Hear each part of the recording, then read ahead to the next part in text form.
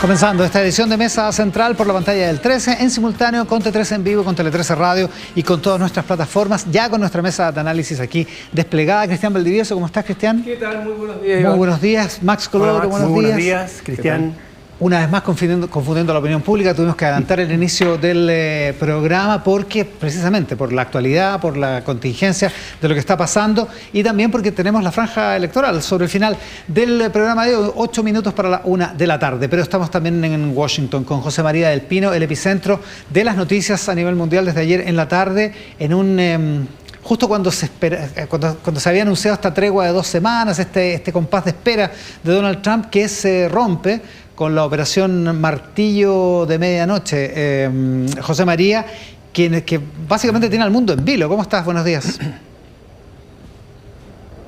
Hola, ¿cómo están? Buenos días. Saludo también a mis estimadísimos Cristian Valdivieso y Max Colodro ahí en el estudio. Sí, al mundo en vilo, una noche con poco sueño, la verdad, pero tampoco tan sorpresiva. Creo que ese es el primer concepto. A Donald Trump, y aquí lo dijeron varios analistas, le vino como un bálsamo que la Unión Europea le hubiese pedido este espacio de negociación. Alemania, Francia, Reino Unido, ayer, el viernes ya, en Suiza. ¿Por qué? Porque muchos decían, bueno, le ofrece una pantalla perfecta para que los planes que él ya venía analizando todos los días en la Casa Blanca, en la sala de situación. De hecho, el Wall Street Journal reportaba el miércoles que Donald Trump ya tenía preaprobado el esquema táctico del ataque. Solo faltaba el vamos para ejecutarlo. Ya les puedo contar detalles de esos que son bien sabrosos y muy como Top Gun Maverick, ¿eh? Para ser bien honesto, es una operación bastante compleja la que se desarrolló.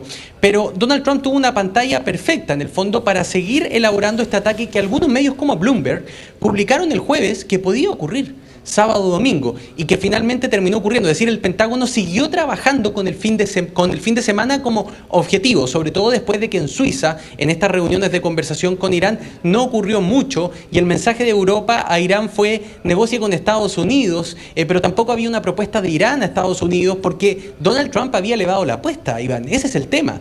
Ya no valía el acuerdo que se estaba negociando en Omán entre Estados Unidos e Irán. Lo que Trump estaba pidiendo ahora era la rendición total, es decir, que Irán borrara de cuajo su programa de desarrollo nuclear, de enriquecimiento de uranio. Incluso algunos se atrevieron a decir, eso también significa la energía nuclear civil, o sea, todo, que lo borre de cuajo todo, que Irán no tenga uranio. Y por tanto Irán no tuvo contrapropuesta a eso, no le interesa seguir ese camino y claudicaron al final en acercarse a Estados Unidos, aun cuando Estados Unidos tiene un enviado especial en Medio Oriente, Iván. Y eso evidentemente que a muchos acá no los sorprendió.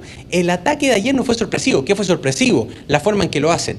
Fíjense que a las 5:40 de la tarde nos mandan a nosotros los periodistas un email de la oficina de comunicaciones diciendo que había diana de comunicaciones. Cuando cae la diana en la Casa Blanca significa que no van a haber más actividades públicas ni tampoco ningún tipo de alocución. Y los periodistas salieron de la Casa Blanca. Había un colega colombiano a cargo de nuestro pool, el pool de la prensa internacional, y él dice, oye, me voy a tomar un café, acá dicen que no pasa más, Donald Trump había aterrizado en el helicóptero, eso estaba previsto en los días previos, y que la única actividad de Trump era aterrizar en el helicóptero, venía desde Nueva Jersey, donde había pasado la noche, y llegar a su residencia. Se bajó con su gorrito rojo. Y después de eso, sabíamos que Trump iba a tener un Consejo de Seguridad Nacional, pero también los tuvo toda la semana, todos los días tuvo Consejo de Seguridad Nacional. ¿Quiénes estaban en ese consejo? Marco Rubio, el secretario de Estado, Pete Hegseth, el secretario de Defensa, David Rackfly, el director de la CIA, y Susan Wiles, la jefa de gabinete de Donald Trump. Estuvieron en esa sala. Lo que el mundo no sabía es que Donald Trump tenía las pantallas prendidas, Max, Iván, Cristian. Estaba viendo en vivo una operación a la que había dado orden en la mañana y que le avisó al presidente de los republicanos en el Congreso y al presidente de los demócratas en el Congreso solo media hora antes. A Israel le avisó media hora antes, pero a través de emisarios. Habló con Netanyahu después de que el ataque había sido exitoso. Entonces, todo el mundo, la verdad, dijo, bueno, hoy día no va a pasar nada. Y terminó ocurriendo. Los aviones que bombardearon Irán, y con esto ya les devuelvo la palabra para que podamos conversar, los aviones que bombardearon Irán fueron los aviones que despegaron de Estados Unidos, con el transportador prendido.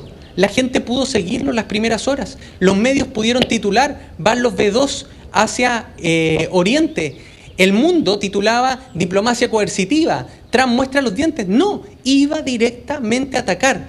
Lo reabastecieron 3 veces en el aire cruzando el Atlántico y luego sobre el Mediterráneo. Impresionante. Y atacaron esos aviones mientras al mismo tiempo de Diego García Otros bombarderos B-2, sin sus transportadores encendidos, despegaban como señuelo, e Irán creyó que el señuelo eran los que iban de acá, no los que iban de allá, y resulta que los que lo atacaron fueron aquellos que eran más evidentes, preocupándose solamente de aquellos que habían salido desde el Índico. La verdad es que es una operación impresionante, una operación conjunta entre la Armada y la Fuerza Aérea, 30 misiles TELAM desde los submarinos nucleares de Estados Unidos sobre 2 de las que son más superficiales como Natanz, y 5 bombas GBU-57A, bombas de penetración de búnker, 13.000 kilos pesa cada una de ellas, que se lanzaron sobre Fordow durante 10 minutos por oleadas para ir cada vez abriendo más el hoyo de profundidad, porque esta es una bomba que penetra solo 60 metros y se cree que las instalaciones llegan hasta los 300 metros de profundidad.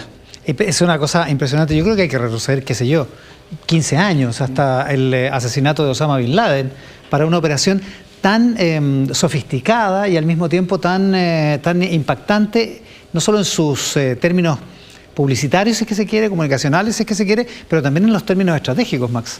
Estoy de acuerdo. Ahora, yo creo que efectivamente era previsible que Donald Trump finalmente tomara esta decisión. Lo venía anunciando desde hacía rato.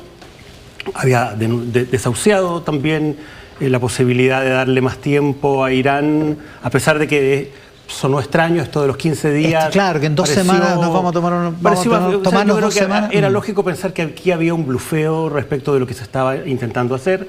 Y yo creo que finalmente Donald Trump lo que hace, junto con el gobierno de Israel, es aprovechar la situación de debilidad que está viviendo Irán, producto de la derrota de Hamas, la situación precaria en la que quedó Hezbollah, la caída del régimen sirio, y aprovechar esa circunstancia de debilidad geopolítica de Irán para finalmente eliminar lo que para ellos es el mayor riesgo y el mayor peligro, que es la infraestructura nuclear. Claro, hay muchas aristas en todo esto. Cristian, ¿cómo se...? Sí, dale. No, me gustaría preguntarle a José María algo respecto de... Es que todavía no lo tenemos, porque estamos arreglando una dificultad técnica. Perfecto, vale.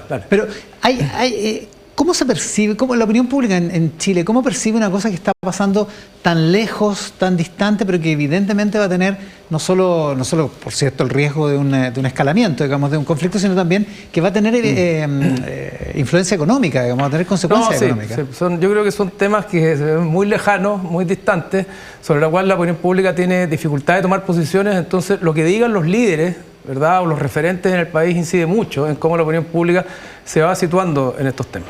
Entonces, vamos a ir viendo qué es lo que pasa en función de cómo toman posiciones los líderes del país, y eso tiene un efecto en la opinión pública. Ahora, la tensión que se está viviendo en el mundo, obviamente no la vivimos acá hasta ahora, porque estamos demasiado lejos claro, del conflicto, enfrascados en nuestras primarias y en nuestras cosas más cotidianas.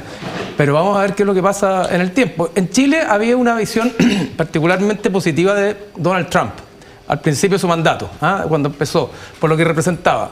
Vamos a ir viendo qué significa este tipo de liderazgo que se saltó al Congreso, que atacó, ¿verdad?, y escaló un conflicto, y que no sabemos hasta dónde va a llegar las repercusiones de este tema. Y sobre eso mismo, el tuit del presidente ayer diciendo que esto rompe las reglas del derecho internacional, en fin, criticando a Estados Unidos, que uno no puede hacer lo que quiera, aunque sea Estados Unidos, dice el presidente en su tuit de ayer. Tener poder no autoriza a utilizarlo vulnerando las reglas que como humanidad nos hemos dado, aunque sea Estados Unidos. Exigimos y necesitamos paz. ¿Cómo lo va a leer la opinión pública chilena? Porque bueno, yo creo que, a ver, quienes son partidarios del presidente van a asociar esto con una toma de posición en favor de, no sé, o en contra de Estados Unidos, si se quiere, o en contra de Donald Trump.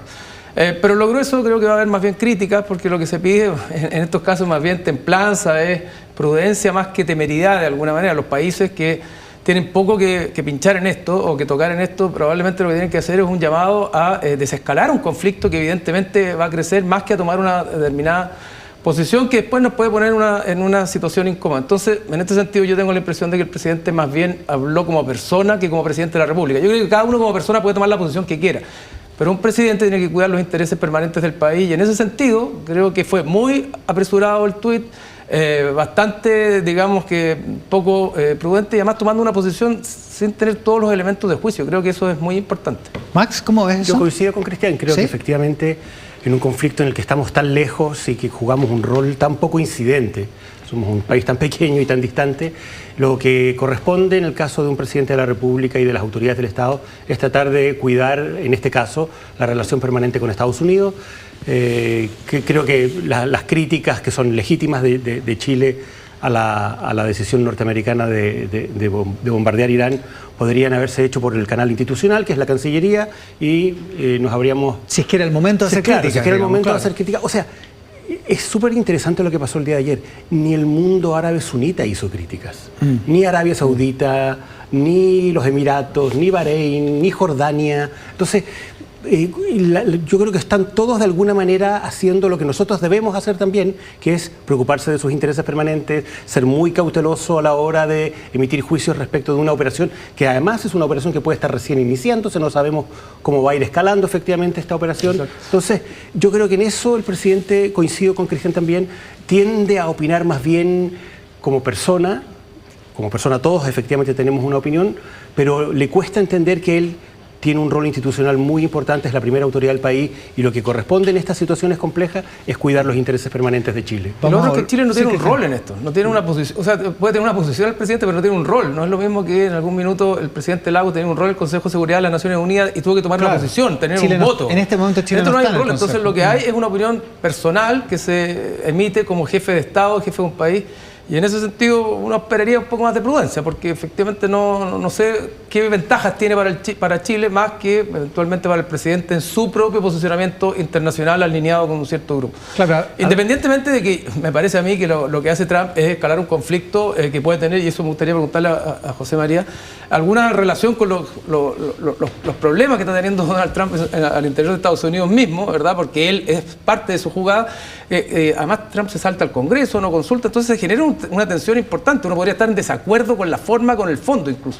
Pero otra cosa es el presidente de la República. Y además sobre eso tener repercusiones económicas en el mundo, en Chile, en el tema del alza del petróleo sin ninguna duda. Claro. Por lo tanto, Estados Unidos, que ya tiene un frente abierto en el tema de los aranceles y en el tema económico con China, agrega ahora otra dificultad. Esa es otra arista a la que vamos a ir de inmediato. Solo como punto de comparación, se acaba de conocer que el presidente francés, Emmanuel Macron, Francia es miembro permanente del Consejo de Seguridad, habló con el presidente de Irán, no con el ayatollah Jamenei, sino que con el presidente de Irán, y le pidió que Irán se tome su tiempo para desescalar, que tenga la expresión es que tenga la respuesta más fría posible. La templanza. La templanza, claro. Ese es el consejo o la petición de Macron para Irán. Esa es la manera en que se mete Francia a este conflicto, al menos desde el punto de vista diplomático. Hasta José María del Pino, ¿le querías preguntar sobre la política local y cómo influye en esto? Claro. José María del Pino, estamos contigo nuevamente. Hola José María, a ver, te quería preguntar, ¿cuáles son hay que decir que Donald Trump tiene un problema interno grande, y es que una parte interesante de su partido, más que su partido, el movimiento MAGA, está en contra de cualquier incursión de Estados Unidos. Recordemos que el lema de ellos es America First, Estados Unidos primero, de, por y para los estadounidenses. De hecho, Donald Trump hizo campaña, ¿no?, atacando lo que había sido la política exterior de Estados Unidos, particularmente los conflictos en Irak y en Afganistán, lo que significaron no solo económicamente, sino que en costos de vida. Y por tanto, el gran temor de Donald Trump, y esto ha sido la conversación en la Casa Blanca toda la semana, es cómo esta operación podía garantizar ser una operación puntual que no arrastrara a Estados Unidos a un conflicto permanente por más semanas, más meses, incluso años, con Irán, y que se termine transformando en su nuevo Irak o en su nuevo Afganistán. Y por ahora solo existe la hipótesis de que podría ser puntual. Todavía no sabemos la respuesta de Irán. Va a ocurrir seguramente hoy día en la noche, a eso de las 6 de la tarde hora de Chile, 2 de la mañana, que es a la hora que han estado ocurriendo los ataques militares entre las distintas partes de este conflicto. Recién ahí vamos a saber si se va a atacar a estos efectivos militares, 40.000 bajo línea de fuego de Irán dentro de todo Medio Oriente estadounidenses, y recién ahí sabremos cuál es la respuesta de Irán y qué es lo que va a seguir pasando durante las próximas semanas. Pero el temor de los republicanos era, uno, no cumplir con eso. Segundo, hay críticas dentro del Congreso, no solo los demócratas, por ejemplo, Alexandra Ocasio-Cortez ya está pidiendo un impeachment contra Donald Trump, sino que críticas de los mismos republicanos por no haber pasado por el Congreso. En la Constitución de los Estados Unidos están los poderes de guerra del Congreso. Esos poderes están, ¿no es cierto?, en su Carta Fundamental, y cuando Estados Unidos va a entrar en guerra con otro Estado, tiene que pasar por el Congreso. ¿Qué es lo que dice la Casa Blanca? Esta es una operación puntual. Y están ocupando la misma jurisprudencia y la misma ley que se ocupaba para operaciones contra grupos terroristas, aprobada por la Ley de Combate al Terrorismo de la administración Bush. Es decir, yo puedo entrar a Yemen, atacar un objetivo y salir, porque no estoy atacando a Yemen propiamente tal, estoy yendo contra Hezbollah, por ejemplo. Claro. Puedo entrar a Pakistán, puedo capturar y matar a Osama Bin Laden, pero en realidad no estoy en conflicto con Pakistán y no estoy declarando una guerra. Eso se podía hacer. ¿Qué es lo que dicen los congresistas? Dicen, no, pues, es que usted no hizo eso ahora. Usted atacó instalaciones estatales de otro Estado soberano y nos arrastró a una guerra declarada con ese Estado. Y usted no pasó por el Congreso para preguntarle al Congreso si nosotros queríamos ir a guerra con Irán. No lo están diciendo los demócratas, lo están diciendo sus propios José congresistas. María. Entonces el escenario interno para Trump está en puntos suspensivos. Claro. No sabemos si esto podría transformarse en su propio Irak. Ahora, polarizada la situación, extremada, si es que efectivamente una congresista que está en el ala más izquierda del Partido Demócrata, como Alexandra Ocasio-Cortez, consigue levantar la suficiente cantidad de firmas o votos para un impeachment, un juicio político, lo más probable es que el Partido Republicano termine uniéndose detrás de Donald Trump, digamos, ¿no? Evidentemente, si no tienen los votos, primero requerirían 2/3 del Senado, imposible. En el Senado los votos y la mayoría son republicanas, 53-47.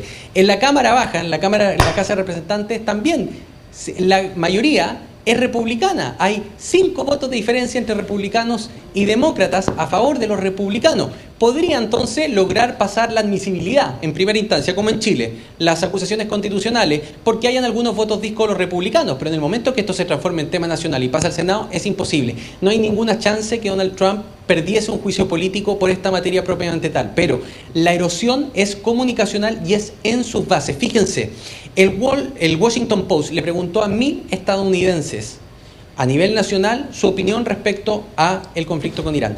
Un 45% estaba en contra, solo un 25% apoyaba y el otro 30% decía que estaba analizando la situación. Es decir, había una mayoría del país que no quería involucrarse en este conflicto.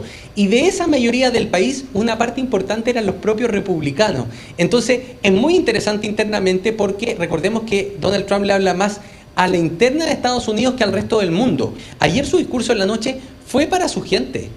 Él marcó en 2-3 párrafos, es puntual, es ahora, hemos eliminado esta amenaza para siempre, no vamos a seguir, que no nos ataquen de vuelta porque si no, ahí sí que vamos a tener problemas. Pero él le habló ayer a los estadounidenses acá adentro, no le habló al mundo. ¿Para qué? Para calmar precisamente las voces de su propio partido que están en contra de lo que ha hecho ayer.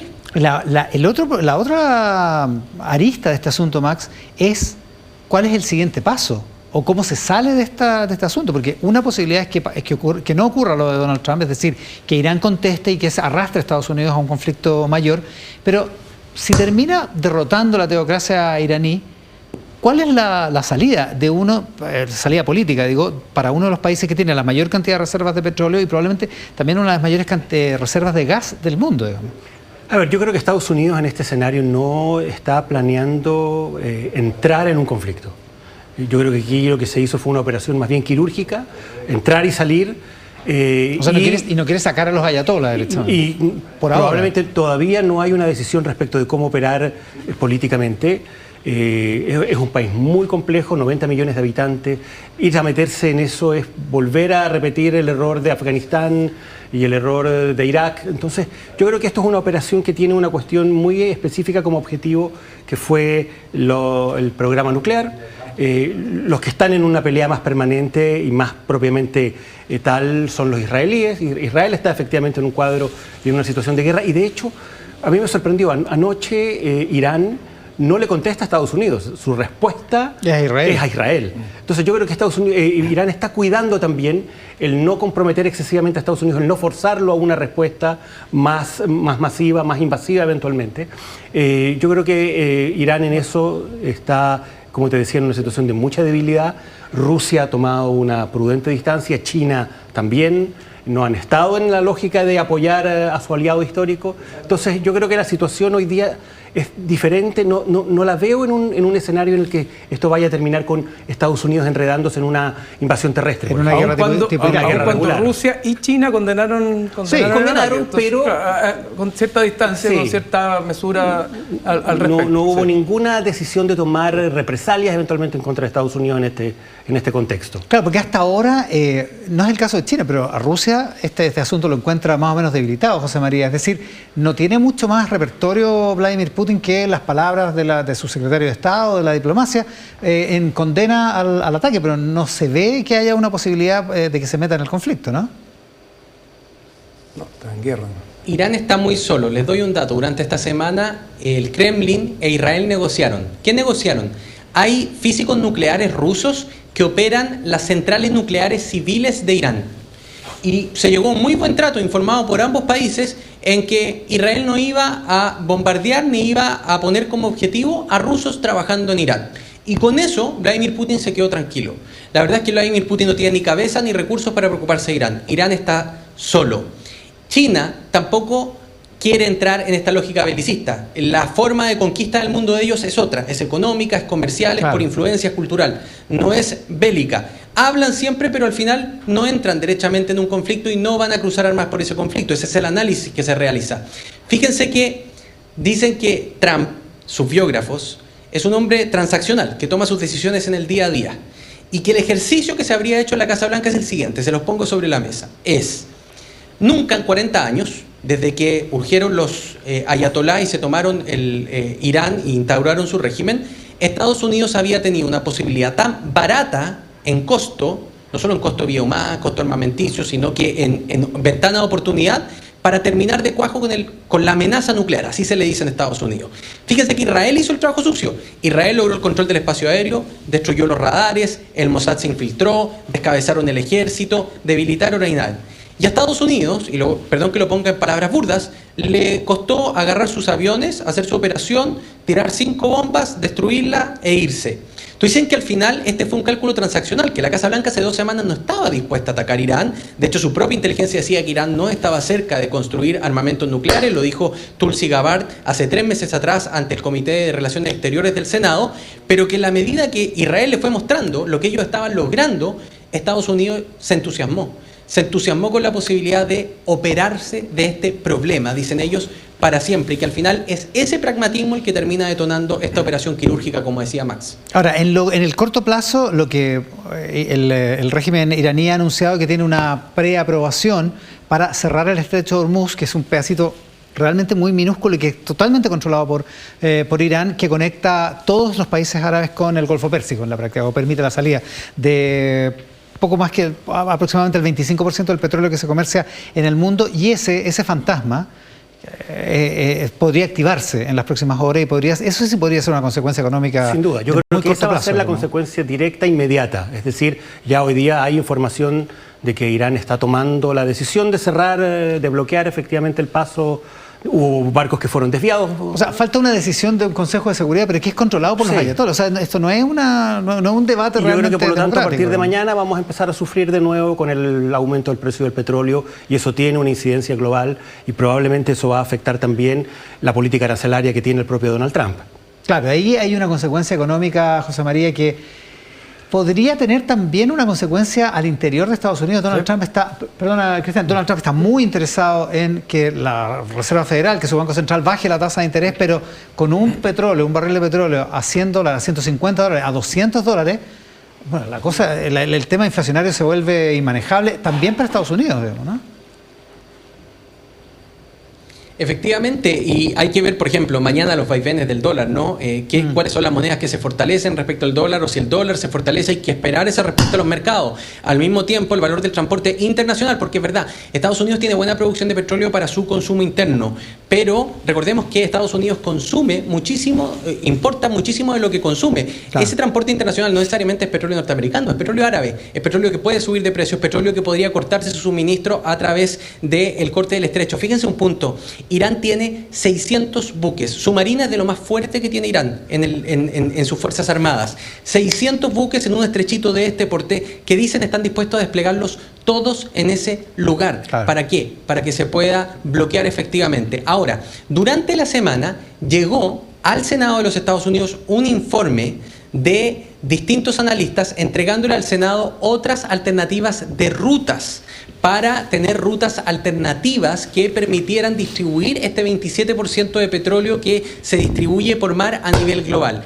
Eso finalmente vamos a ver cómo Estados Unidos lo ejecuta, pero insisto, el conflicto para Estados Unidos internamente es complejo porque la gente quiere bajar la tasa de intereses, menores costos de vida y además no quería ver a estadounidenses enfrentados en otros territorios afuera del país. Claro, un manejo de opinión pública muy complicado. Muy complejo, ¿no? Además, Estados Unidos todavía tiene muy fresco los ataques a las Torres Gemelas y la venganza que se genera desde Oriente. Entonces, es un tema complejo. Vamos a ver qué impacto tiene esto en términos inflacionarios en Estados Unidos, porque una de las razones por las cuales ganó Trump era porque esperaba que la gente que bajara los precios. Acuérdense que estaba la inflación bastante alta a pesar de que el país crecía. Claro. Y efectivamente la inflación ha venido moderándose. Ha venido moderándose, efectivamente. ¿Qué es lo que le da impulso a Donald Trump a pedirle al presidente de la Reserva Federal que baje la tasa de interés y al que trata de... Pero frente a este escenario puede ser complejo. Y también no nos olvidemos que Donald Trump ha tenido conflictos internos con todas las protestas que ha habido y también ha tenido bajas en las encuestas. Hoy día Donald Trump está por bajo el 50% de aprobación en las encuestas, algo que tenía a su favor cuando inició su mandato. Y por lo tanto, creo que todo esto también se explica mucho por cómo las repercusiones que tenga a nivel de opinión pública este ataque quirúrgico, como dice Max, que tuvo Estados Unidos, que hizo Estados Unidos sobre Irán. Y volviendo a la política chilena, Max, esto también tiene un efecto sobre los que aplaudían a Donald Trump cuando ganó la elección en noviembre y cuando asumió en enero, hace 5 meses. Bueno, y yo creo que eso es un poco lo que trata de movilizar el presidente de la República con su tuit del día de ayer, es decir, darle una señal más bien al mundo que es crítico de la política internacional norteamericana, que se siente identificado con una posición geopolítica también más distante de lo que representa a nivel global Estados Unidos y que además tiene hoy día un momento político particular, que es el que estamos a una semana de una primaria donde es precisamente ese mundo el que va a ir a escoger a su candidato presidencial el próximo domingo. Entonces, claro, yo creo que hay algo de eso ahí, ¿no? Sí, obvio. Para un sector muy importante de la izquierda chilena, la sensibilidad antiimperialista sigue siendo algo muy importante y ese es el sector que va a tener que efectivamente movilizarse el próximo domingo para ir a votar en una primaria. Claro, pero es difícil que... Hoy día hay un debate en televisión, en TVN en la noche. Es difícil que los 4 candidatos insuflen mucha energía a la primaria por la vía de criticar a Trump, digamos. No, pero probablemente va a ser de los pocos temas de consenso que puede haber entre los 4 candidatos el criticar, no sé si la política general, pero al menos el incidente del día de ayer. ¿Cristian? No, yo creo que va a haber algunos llamados más bien de sentidos comunes, pero no es algo que tensione ni que diferencie a los 4 candidatos en particular. En general todos han tenido una postura, digamos, en lo grueso, más pro a la causa palestina en el último tiempo que a la causa israelita, y desde esa perspectiva no va a haber una tensión importante ahí. No, claro, entre ellos no. Entre ellos no va a haber, y el presidente ha tenido una posición clara permanentemente respecto de esto, más allá de lo que pasó en particular con Irán. Ahora último. Una última participación, José María. Vamos a seguir en el minuto a minuto, por supuesto, apenas atentos a tu llamado, pero antes de despedirte. Sí, me gustaría decir que los ojos debiesen estar puestos a esa franja de horario entre las 4 y las 8 de la tarde. Hay que ver la respuesta de Irán. Estados Unidos no la sabe, tiene distintos escenarios hipotéticos. Pero quiero insistir, hay 40.000 efectivos de Estados Unidos desplegados bajo línea de fuego, es decir, alcance de drones o de misiles de Irán. En Estados Unidos han dicho, no toquen a ninguno. El Pentágono le tuvo que asegurar a Trump de que ellos tenían capacidad de repeler completamente un ataque, un contraataque de Irán en Medio Oriente. Esas noticias las vamos a tener esta tarde. Yo creo que ese es el punto que va a marcar el futuro de este conflicto. Si hoy día a la tarde Estados Unidos repele, no pasa a mayores, creo que podríamos entrar eventualmente en una desescalada. Sin embargo, si esta tarde empezamos a ver que hay bombas detonadas contra instalaciones estadounidenses, que han muerto efectivos estadounidenses, lo que le produciría un gran problema aquí internamente, no sé realmente cuál podría ser la salida eventual para este conflicto. Creo que hay que estar atentos a esa clave en esta tarde, Iván. Habrá que estar atentos, por supuesto, a ese horario, como dice José María del Pino, también a las decisiones respecto al estrecho de Hormuz. José María del Pino en Washington, Max Colodro. Max, muchísimas gracias por acompañarnos hoy día. Muchas gracias. No despido a Cristian Valdivieso por el siguiente bloque, vamos a hablar de la la primaria y de las interacciones en redes sociales de los candidatos. Ah, sí. Exactamente, vamos a hablar de eso en un momento más. Hacemos mesa central por el 13 en Tele 13 Radio, en T13 en vivo y en todas nuestras plataformas, también con nuestros... Con Cristian Valdivieso, director de Criteria, también nuestro columnista aquí en Mesa Central. Vamos a hablar de las primarias, pero te quería preguntar por una cosa que aparece hoy en La Tercera, Cristian. Mira. Un artículo llamado La historia no contada de la relación Jara-Toá. Este es un artículo de Francisco Artaza y Juan Andrés Quesada, dos reputados periodistas de ese medio, y dicen que el sábado en la noche pasado, Toá la llamó el ex secretario general del PS, Pablo Veloso, que le hizo llegar, estoy leyendo textual, que le hizo llegar una minuta elaborada por el analista político y socio fundador de la encuestadora Criteria, Cristian Valdivieso, con un crítico análisis sobre la marcha de la campaña de la abanderada del socialismo democrático, en el que anticipaba su derrota si es que no hacía cambios inmediatos a su performance como candidata. ¿Le hiciste una minuta a Toá? No, ¿Eso es? no. He escrito columnas públicas, he dado opiniones en Twitter. Ah, ya. Sí creo que tenía que hacer algún giro en su campaña, pero yo no he hecho ninguna minuta. Es que yo leí una columna tuya sobre eso. Sí, ni he trabajado para la campaña, que podría haberlo hecho perfectamente Carolina Toá, ni nadie de esta primaria. Así que tengo harta equidistancia para opinar. Ya, pero se aclara el punto. Que está Ahora, en se agradece siempre que piensen que uno es tan importante influyente que puede mandar una minuta y hacer que todas las cosas cambien. Bueno, nosotros pensamos lo mismo, por eso estás acá, Cristian. Pero no es así.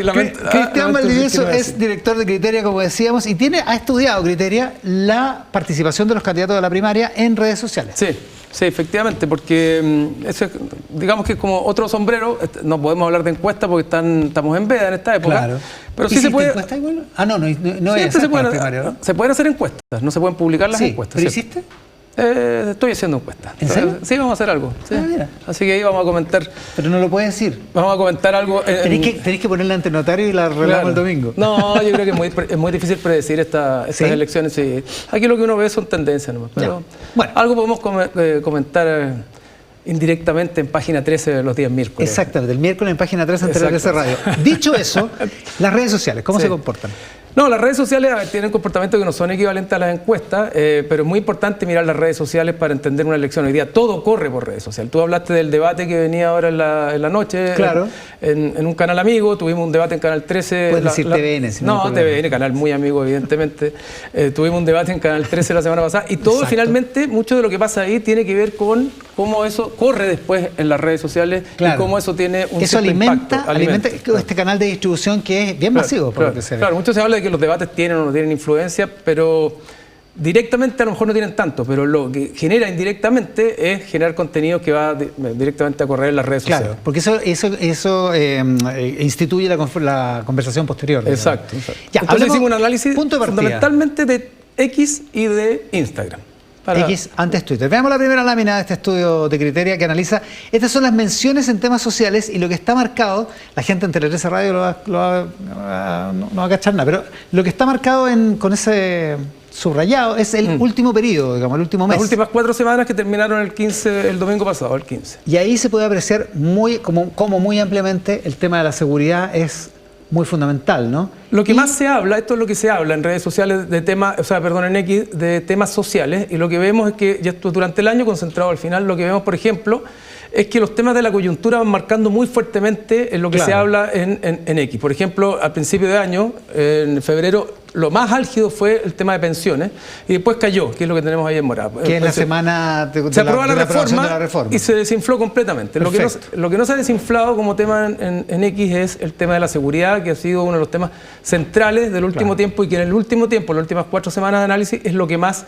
de lo que más se conversa junto con los temas de corrupción. Que siempre va por arriba. Y los temas de corrupción. Exacto. Que justo antes del último mes, digamos. Exactamente. Y un par de pics de medio ambiente. De migración. Perdón, de migración. De migraciones. Cuyo pic fue, fíjate que cuyo pic fue, para que veas que los temas no son solo, directamente vinculados a candidatos. El pic fue durante el Festival de Viña, por la participación de George Harris, que se habló mucho de... por eso es el tema migratorio. Claro, porque se dio una discusión sobre la xenofobia, a partir de la pifia que le dieron a un humorista sin remate. Pero en lo grueso, lo que más se está hablando hoy día es de corrupción, de abuso y de temas de seguridad. En cambio, por ejemplo, de economía, que es uno de los temas más relevantes hoy día en las expectativas de las personas, se habla bastante menos como temática en X. Al menos en X. Sigamos con la siguiente lámina para ver qué es lo que pasa con el debate de las primarias en redes sociales. ¿Cuánto se habla sobre candidatos en X? Claro, y aquí tenemos las últimas 4 semanas, el último tiempo, y lo que vemos es que hay una alta, un gran alza de Janet Jara en las últimas semanas, seguida de Toá y de Winter. De Mulet, si se fija, se habla solo un 3%, es lo que se ha hablado en las últimas 3 semanas de Jaime Mulet. Lo que no significa, esto significa lo que hablan ellos, lo que hablan sus seguidores, lo que hablan sus detractores, lo que se habla en grueso, claro, ¿verdad? En la campaña. Esto no es necesariamente apoyo, es la conversación. Es la conversación. Ahora, para ganar votos hay que estar presente en la conversación. Y las últimas 4 semanas lo que vemos es que lo grueso es lo que ha dominado la conversación con un 39% del total. De los 4 candidatos, tenemos una torta de los 4 candidatos de la primaria, es Janet Jara con un 39%, seguida por Carolina Toá con un 32%, después Winter con un 26% y solo con un 3% Jaime Mulet. Y lo que es muy impresionante es la flecha hacia arriba de Jara, ¿no? Exactamente, es muy impresionante la flecha de Jara porque sube de manera significativa, en gran medida porque le fue relativamente bien en el post-debate de Canal 13, en X. Se habló mucho de ella. Se habló mucho de ella, perfecto. Y eso que positivo, negativo, pero se habló. Y eso es lo que al final del día en marketing muchas veces te dicen, no hay publicidad mala. Como exacto, lo importante es que hablen de ti. Exacto. Ya, a pesar de las minutas que no existen, pero eso es otra cosa. Otra lámina. Otra lámina. No hace minutas, o no ha hecho minutas en esta primaria, Cristian Valdivieso. Número de posteos de candidatos en Instagram. Esto es la interacción directa, digamos. Lo que las cuentas de los candidatos han posteado directamente. ¿Ya? Y aquí lo que vemos es que Toá ha incrementado sostenidamente su comunicación en las últimas 4 semanas.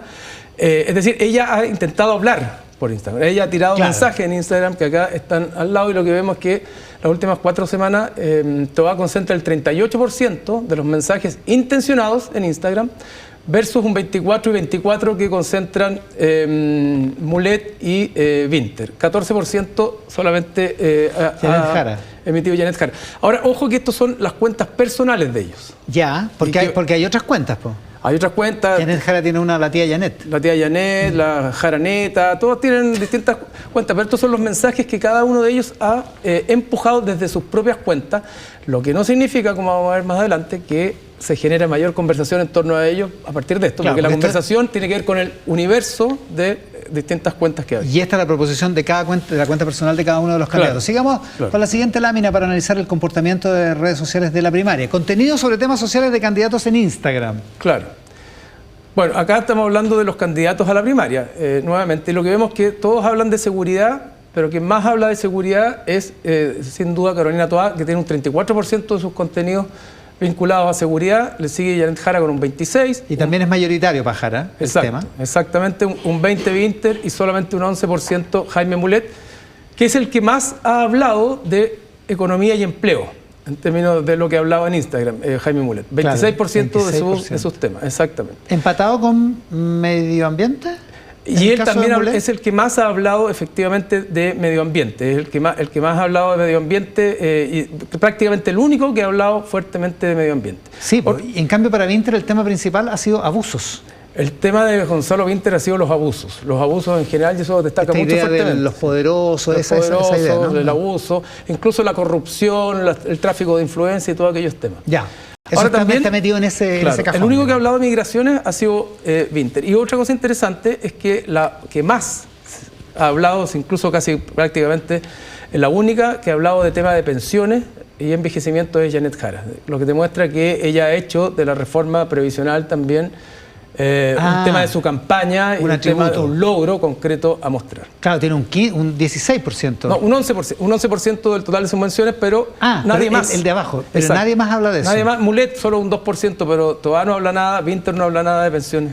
Siguiente lámina, en este estudio de criterios sobre el comportamiento en redes sociales de los candidatos. La suma de reacciones, el engagement que le dicen los técnicos, a los posteos de candidatos en Instagram. Esto es lo que provocan los posteos. Claro, los posteos de ellos o los posteos de cuentas parecidas. ¿Te fijas? Entonces, acá, a pesar de que veíamos que la cuenta de Janet Jara había posteado menos cosas en Instagram, lo que vemos es que es ella, Janet Jara, quien promedia la mayor cantidad de interacciones en las últimas 4 semanas, seguida Gonzalo Winter. El 49% de la torta de interacciones de los 4 candidatos, el 49%, prácticamente la mitad, se lo lleva a Janet Jara. Es decir, ella es la que provoca más conversación, más reacciones, más me gusta, no me gusta. Y en general, en Instagram los comentarios, los posteos son más bien positivos, no es como en Twitter, que muchas veces la mitad puede ser negativa, la otra mitad positiva. Acá en general hay una inscripción positiva. Y le sigue Gonzalo Vinter. O sea, es bien impresionante que ellos dos dominen de alguna manera la conversación, porque esto es lo que ellos provocan y por sus posteos, pero también por reacciones a lo que hagan, por ejemplo, el debate de la semana pasada. Exacto. Fíjate, ¿no?, que Janet Jara no tenía tantos seguidores en Instagram, ya ha crecido mucho en el último tiempo, ya tiene más de 200.000 seguidores en Instagram, superando prácticamente por el doble a Carolina Toa, que más tiene de seguidores Gonzalo Vinter, que tiene como 300.000 de ese orden. Ahora, tienen poco en relación con otras cuentas, ¿no? No, claro, bueno, el presidente Boris tiene 1.700.000 seguidores en Instagram, ahora si vamos a Milei tiene 4,5 millones, y si vamos a Trump tiene 16 millones. Ahora Lady Gaga tiene más de 70 millones, pero estamos en la política nomás, que bastante más... Pero Lady Gaga y Taylor Swift son otra cosa. Es otra cosa. Ya, eso. Así es. Excelente, Cristian. Súper. Muchas gracias por venir al programa de hoy y además por contarnos todo esto que, por supuesto, no es predecible, no es predicción electoral. No. Pero algo dice respecto de lo que está pasando en la conversación, ¿no? No hay experto electoral o experto en campaña que no diga que hoy día las redes sociales son centrales, fundamentales para posicionarse y eventualmente también para ganar una elección. Y lo que pasa en la conversación y cómo se domina esa conversación es relevante para lo que va a pasar el próximo domingo en la primaria del oficialismo. Con Cristian Valdivieso, director de Criteria, en esta jornada de mesa central. También con nuestros auspiciadores cuando son las 11 con el exalcalde de la Florida y ahora nuevo... No militante, pero asesor de José Antonio Kast en el Partido Republicano, Rodolfo Carter. Rodolfo, muchas gracias por la gentileza de estar acá. Buenos días. ¿Cómo está, Iván Daniel? No entró a militar al Partido Republicano, ¿no? Efectivamente, buenos días. Gracias por la invitación. Un saludo a la gente en la casa. Después de la caída de la primaria en Chile Vamos, que fue un hecho que a mí me dolió en lo particular, no porque no existieran las primarias, sino por la forma en que se tomó la decisión, que creo que le hizo mal a Chile Vamos, y fue muy hiriente para todos los que estuvimos involucrados en ese proceso fallido. ¿Fue hiriente, dice usted? Sí, porque es legítimo que nos hayan hecho, pero esta forma un tanto bufa, payasesca, de que sí, que no, que uno se enteraba por los diarios, que subía y bajaba gente, colabora a desprestigiar mucho la actividad pública. No es lo que yo quiero estar, este desfile de vanidades que fue el desastre de la primaria de Chile Vamos. Oiga, le quiero preguntar su llegada a Republicanos, pero antes que eso, ¿usted era admirador de Trump? No. Porque hay una buena parte de la derecha que lo admiraba. No. Yo generalmente no me gustan los caudillos ni los modelos que lindan el autoritario. Yo creo firmemente en la libertad. Pero dicho eso, reconozco que el presidente Trump ha tenido una capacidad para interpretar a las amplias clases medias norteamericanas que han perdido su fuente de empleo producto de la inmigración ilegal, de la huida de las empresas a otros países y finalmente este ánimo que ha sido permanente en Estados Unidos, esta cosa centrípeta, América primero, que es muy malo para el mundo porque el mundo necesita a Estados Unidos muy comprometido con la libertad en el planeta. Pero cuando las cosas empiezan a fracasar dentro de Estados Unidos, el ciudadano norteamericano, que es el que vota, quiere un presidente preocupado de las condiciones internas del país, que es a lo que responde hoy día el presidente Trump. Ahora, lo de ayer no parece precisamente ir en esa línea, en la línea de América primero. Lo que pasa fue muy contrapelo. Si tú ves las declaraciones del secretario de Estado, Marco Rubio, el amigo del presidente Boric, y del presidente Trump, la primera declaración fue, mire, en esto nosotros no tenemos nada que ver, Israel actuó solo. Pero frente a la oportunidad de terminar de una vez por todas con el peligro que es la dictadura teocrática de Irán y el control de armas nucleares por un Estado terrorista como el iraní, Estados Unidos optó por una medida bastante radical, riesgosa, pero que le permite, en el principio, en el papel al menos, terminar de una buena vez con el riesgo de que la energía nuclear, mal usada por Irán, pueda afectar a todo el mundo. Y déjame darte un dato. La política chilena realmente se ha olvidado que en la frontera norte de Chile se detectó hace mucho tiempo la presencia de agentes iraníes. Hoy día Irán colabora con el gobierno boliviano con energía nuclear. No es un tema que solamente le importe al hemisferio norte, también tiene que ver con nuestra realidad concreta acá en el sur del mundo. No, sin contar con los efectos económicos. Supongo que no está de acuerdo con el tuit del presidente ayer, digamos. Yo creo que el presidente, no tengo que sumar yo algún comentario más, el presidente lo hace mal en relaciones internacionales, confunde sus intereses personales con los intereses de Estado. Yo puedo tener una posición más o menos favorable a determinado presidente, pero cuando me relaciono con la primera potencia del planeta o con China, lo primero es el interés de Chile y no la barra brava que a mí me anima. O sea, usted le habría contestado el teléfono a Marco Rubio. Pero por supuesto, pero es evidente. Esta lógica del presidente, que yo solo hablo con presidente y no con secretarios de Estado, primero no entender el tamaño que tiene Chile a nivel internacional. Y además el secretario de Estado habla con el primer ministro inglés o con el presidente de Francia y ninguno de ellos le deja contestar el teléfono porque no llama al presidente de Estados Unidos. Volvamos a Chile. ¿Su llegada a Republicano no ha sido precisamente plácida o sí encuentra? Yo encuentro que sí. ¿Usted ¿Sí? ¿Por qué diría que no? Lo que pasa es que había algunos resquemores porque si usted iba a ir de candidato y le iba a quitar el puesto a otra persona, en particular a Ruth Hurtado de la Araucanía, que parece que es como la candidata segura por allá, en fin. No miré. Igual lo miran con desconfianza, porque todo indica que usted va a ser candidato en la lista parlamentaria republicana. Ni desconfianza, ni mala onda, ni nada de ese ¿No? sentido. Tengo la mejor opinión de Ruth Hurtado. ¿Se ha sentido bien acogido? Muy bien acogido. Ruth Hurtado tiene una carrera dentro de republicanos muy respetable. El presidente también, Arturo Esquella. Y una de las cosas que yo hice... Ya, pero Ruth Hurtado dejó clarito que ella es la candidata. Yo he hecho dos cosas al respecto. Primero, al momento de salir de Chile Vamos no era prudente inmediatamente anunciar el apoyo a José Antonio. Primero porque yo tenía que ir a un proceso de, por así decirlo, de duelo, de separación de una familia en donde se quedan buena parte de mis amigos. Y también que fuera una llegada pacífica a una coalición nueva como es la que apoya a José Antonio Kast.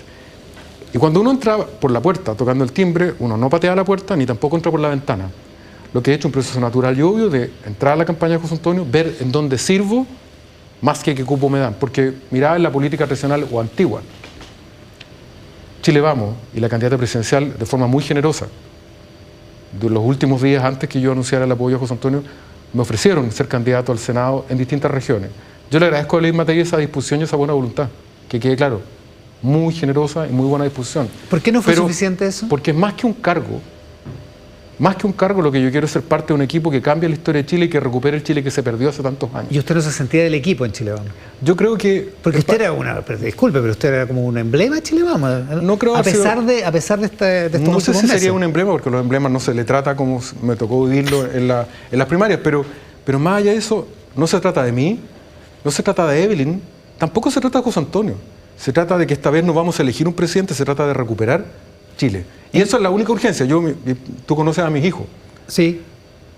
Yo no quiero llegar a viejo diciéndole a mis niños que cuando yo pude colaborar a recuperar a nuestro país, pensé primero dónde me podía asegurar con un cupo al Senado y no dar la pelea por recuperar los valores permanentes de la patria. Dicho eso y en corto, ¿cuándo va a decidir o va a decidir republicanos? ¿Cómo va a hacer ese proceso? Porque va a ser candidato finalmente, esa es lo que la lógica, ¿no? De nuevo, donde uno pueda mejor servir. La fecha legal es el 18 de agosto, falta todavía un buen trecho para eso. Pero yo siempre he pensado, y lo he demostrado en mi carrera pública, que lo que más me importa es estar donde las papas queman, pelear en la primera línea del dolor, no en la primera línea del Frente Amplio que quema ciudades, no, en la primera línea del dolor con los que sufren y con los que hoy día tienen miedo frente a la delincuencia. Ahora, que usted termine en republicano o en el comando de José Antonio Kast como asesor de seguridad y que lo haga de la manera en que usted lo relata, sea cierto o no, digamos, pero que esto ocurra. ¿Qué dice del estado de la derecha? ¿En qué está la derecha que pasa que usted termine apoyando a José Antonio Kast?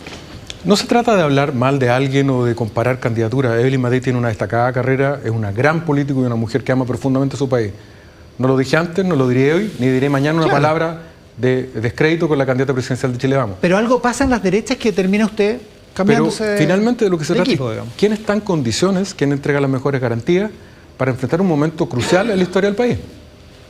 Hoy día vemos el Estado rendido frente al delito, nuestras fronteras abiertas a una inmigración descontrolada. Con el mundo al revés.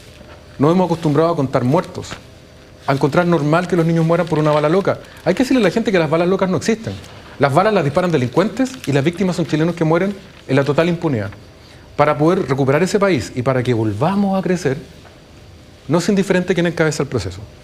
Y a mí me parece, y creo que la gente hoy día lo está comprendiendo, que José Antonio Kast reúne en él 3 condiciones que son fundamentales para este proceso. Primero, un coraje enorme. No tiene miedo. Segundo, tiene la tranquilidad de saber cuál es la misión. Y tercero, no va a cambiar de opinión en el camino, porque quiero decirle que es muy fácil prometer en campaña un conjunto de medidas que pueden ser más o menos atractivas para la opinión pública, pero una vez en el gobierno, con la izquierda en la calle, con denuncias permanentes de violaciones de los derechos humanos, con movilizaciones, con protestas, ahí se va a probar si ese candidato que prometió tantas cosas es capaz de cumplir en el gobierno. Bueno, es que y a mí me parece que José Antonio es capaz de cumplirlo. ¿no? Es que una cosa es con guitarra, sí, es verdad, pero hay gente que desafina la guitarra antes o después de tocarla. Ahora, dicho eso, Arturo Esquella le da una entrevista hoy día a la periodista Eugenia Fernández en La Tercera, dice, si se repite la violencia, estamos hablando de la violencia tipo estallido, prefiero a José Antonio Kast con el sartén por el mango. ¿Usted también? Sí. ¿Por qué? Porque creo que José Antonio tiene 2 cosas. Uno, tiene una visión clara de lo que hay que hacer, tiene una tranquilidad espiritual, de ánimo, de personalidad, que me da garantías, y porque se requiere claridad de lo que vamos a hacer. No podemos fracasar otra vez. ¿Qué es claridad? ¿Es sacar a los militares a la calle, dispararle a los manifestantes de la primera línea? ¿Qué es claridad? Es una frase que es durísima de decir, pero es clara como el agua. Hacer, cumplir, la ley. En Chile hace mucho rato que se dejó de cumplir la ley. Aunque muera gente. Es que esa no es la pregunta. ¿No? No es la pregunta, pues, Iván. Entonces no tengamos policía, no le demos armas a las policías, porque un policía con un arma puede o tiene la capacidad de matar a alguien. Sin duda. Pero tenemos que tener policía, ¿o no?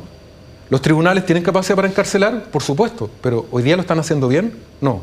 ¿Las policías están acompañadas? No. ¿Se sienten respaldados? No. Hoy día cuando un policía sale a cumplir con su labor digna de defendernos a todos, sale con dos temores. Primero, que lo maten los delincuentes que están mejor armados que él.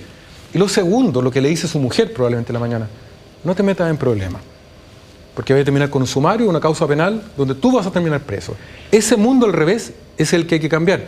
Y eso es un énfasis fundamental de José Antonio. Un Estado sin miedo. Eso no el abre único una que debe puerta... sentir... Déjame explicar este punto, Iván, por favor. Este es un país gobernado por el miedo. Tribunales con miedo, policías con miedo, gobernantes con miedo.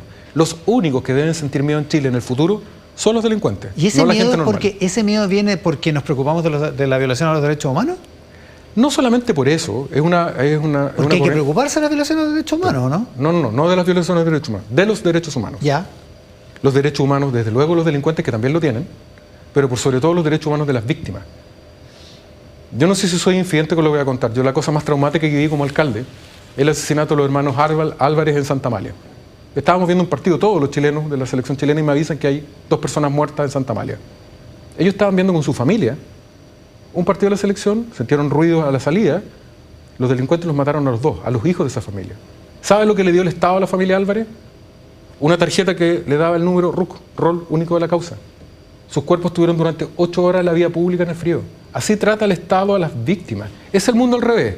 En cambio, el delincuente, hay un juez de garantía preocupado de sus derechos. Cuando la policía los detiene, los tiene que llevar a una unidad médica para ver que no se hayan transgredido sus derechos.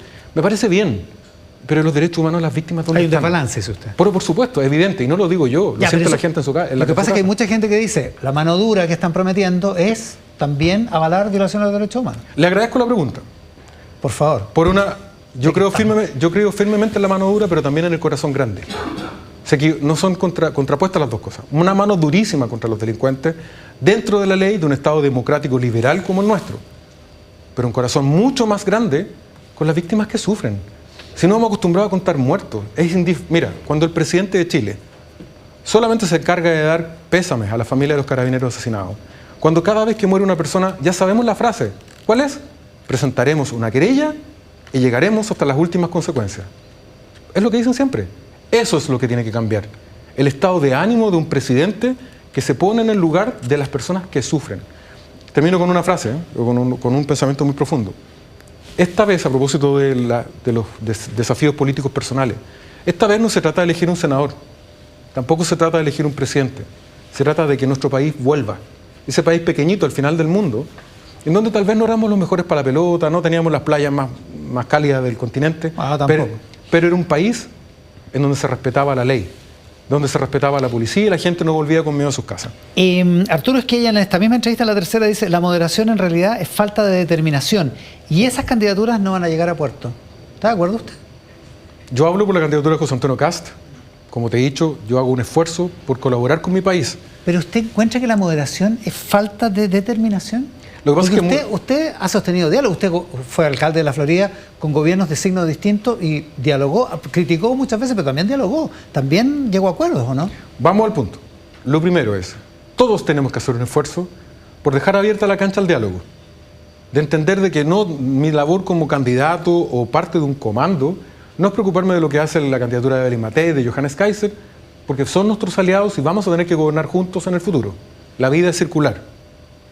Pero también con la misma claridad, no hay que enamorarse de la moderación en sí misma, porque la moderación en sí misma no es ni buena ni mala. ¿Usted cree que Chile Vamos está enamorado de la moderación? No he dicho eso. Lo que te estoy diciendo es que hay un concepto hoy día que la moderación se ha vuelto un valor en sí mismo. Mira, en este mismo canal, tan distinguido por un gran entrevistador la semana pasada, vimos el espectáculo del debate de seguridad de la izquierda. Y pasaron dos cosas. Primero, el señor Winter, en esta parodia de candidato que se ha convertido, nos decía, quiero mi pregunta de seguridad, quiero mi pregunta de seguridad. Y para él todo era tecnología. Hay que decirle al señor Winter que la tecnología colabora en la derrota del delito, pero hay que recuperar el territorio para las personas y eso nunca lo va a hacer un dron ni una cámara, lo hace la policía, lo hacen los tribunales con la fuerza de la ley. Y en el caso de Carolina Toá, con una larga y distinguida y muy respetable carrera, decía, mire, lo que pasa acá es que la ley, Naín Retamal tenía el problema del gatillo fácil porque se discutía la proporcionalidad. Hay que decirle a Carolina y a todos los que piensan como ella, que un policía nunca debe tener una fuerza equivalente al delincuente, debe tener una fuerza abrumadora, por 2 razones. Primero, porque el delincuente tiene que estar intimidado, que se enfrenta a un policía en nombre de todos nosotros, no tiene ninguna posibilidad de triunfar. Y más importante aún, hay que darle garantías a ese policía y a su familia que los vamos a apoyar con todo. Aquí no hay proporcionalidad. El poder del Estado, en nombre de todos los chilenos, debe ser abrumador para apoyar a la policía. Ya, pero devolvámonos al problema político, de la moderación y del diálogo. Arturo Esquella dice, el último consenso generó la candidatura comunista que podría ganarla. De hecho, Arturo Esquella predice que Janet Jara va a ganar la primaria el próximo domingo. Y dice que esa candidatura estuvo generada por el consenso, se refiere a la reforma de pensiones, digamos. ¿Está mal dialogar? ¿Está mal conseguir un acuerdo en reforma de pensiones que estaba pendiente hace 15 años? ¿Usted conoce a Arturo Esquella? Lo conoce, ¿no? Sí, claro. Ha estado ahí muchas veces. Es una persona perfectamente dialogante, pero con mucho carácter, al igual que José Antonio Kast. Sí, pero dice que la moderación es falta de determinación, que el último consenso generó candidatura del Partido Comunista. La moderación en sí misma no es ni buena ni mala. Respecto de qué es la moderación, la justicia siempre es por la mitad.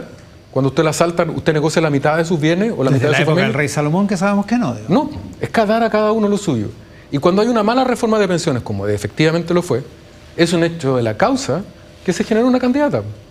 Hoy día tenemos una candidata muy hábil en redes sociales, muy simpática, pero sigue siendo la candidata de un partido totalitario que cree en la dictadura del proletariado y que sigue siendo profundamente antidemocrático. Decir eso, Iván, no es poco moderado, es la verdad.